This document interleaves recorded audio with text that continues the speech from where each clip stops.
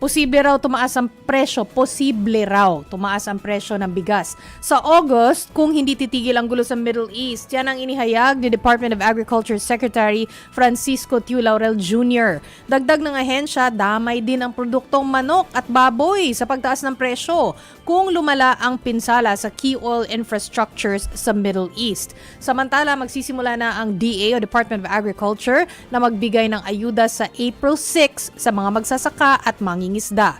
Lagpas 4 na milyon ang makakatanggap ng ayuda na nagkakahalaga ng higit 2,000 piso.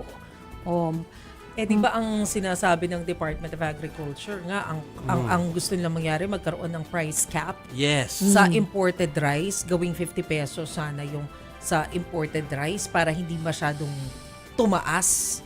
Kasi definitely maapektuhan to dahil saan ba nanggagaling yung at least yung domestic natin, yung local rice natin sa gitnang central 'di ba? Central Luzon yung karamihan ng ating kinukuhanan ng bigas, pero yung the rest imported.